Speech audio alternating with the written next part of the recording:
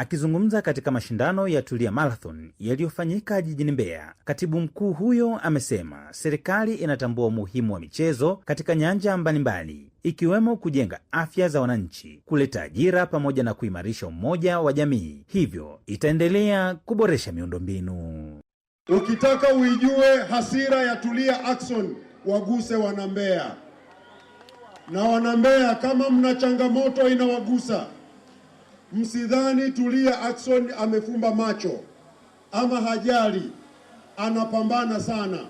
Mahitaji ni mengi nchi nzima, yanatekelezwa kwa awamu na Mbeya itabadilika. Tumeanza kujenga uwanja Arusha, tunafuata Dodoma, tutakwenda Mwanza, tutakuja Mbeya. Sitasema ni lini, lakini serikali ya Tanzania inayoongozwa na Mheshimiwa Dr. Samia Suluhu Hassan, Rais wa Jamhuri ya Muungano wa Tanzania, haiwezi kuichukulia poa Mbeya. Kwa upande wake, mkurugenzi wa taasisi ya Tulia Trust ambaye pia ni mbunge wa jimbo la Uyole, Tulia Ackson, ameomba serikali kushirikiana kwa karibu na waandaaji wa mashindano ya Tulia Marathon ili mashindano hayo yawe ya kimataifa na kuvutia washiriki kutoka mataifa mbalimbali, jambo litakalosaidia kuitangaza Tanzania kimichezo, kiuchumi na kiutalii. Katibu mkuu uko hapa, nileta ombi maalum kabisa. Mbio hizi tumeweza kuzifanya kwa mafanikio makubwa kabisa katika miaka 10. Mimi niombe uondoke na hili jambo. Mbio hizi sasa ziwe za kimataifa, kwa sababu kwa ukubwa wa zawadi sisi tunaongoza.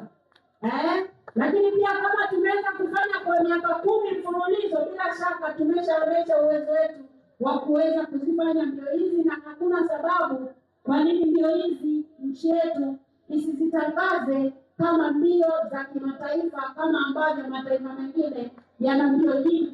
Baadhi ya washiriki wa mashindano hayo wameeleza kuwa mbio hizo zimekuwa na manufaa makubwa kiafya kwa kuwasaidia wananchi kufanya mazoezi mara kwa mara, kupunguza magonjwa yasiyoambukiza pamoja na kuhamasisha mtindo bora wa maisha katika jamii. Na tunamshukuru Mheshimiwa Tulia Ackson kwa kuandaa hizi mbio, maana sisi tuna vijana kama sisi vijana ambao ni mkoa wa Mbeya, tunaonyesha uwezo wetu wa kukimbia. Kama mtu ambaye yuko na kipaji, basi na yeye anaweza kuonekana, anaweza kaenda tena huko juu kwa ajili ya kuonyesha, kuwakilisha taifa. Ni furaha nilionayo, maana mimi nawakilisha ni Mbeya DC. Tumetoka Mbeya DC, tulikuwa wengi, lakini nimeweza kuwakilisha, nimekuwa mshindi wa pili. Kwa hiyo ni furaha ambayo inaniweka na mimi, inanipa matumaini kwamba hata mwakani napokuja naweza nikawa mshindi wa pili au wa kwanza. Kwa hiyo inakuwa ni nzuri. Asante. Kwa majina naitwa Mariam Nelson. Nimeshiriki kwenye mbio hizi kilomita 5 na nimekuwa mshindi wa 3. Changamoto zipo kabisa, ambao wengine, mimi ni mara ya kwanza sijaishiriki, lakini ni mara ya kwanza. Kwa hiyo nikaona nitumie nafasi hii kushiriki huku, ndipo ndio nimefanikiwa kuja kushiriki. Nimepukana na magonjwa.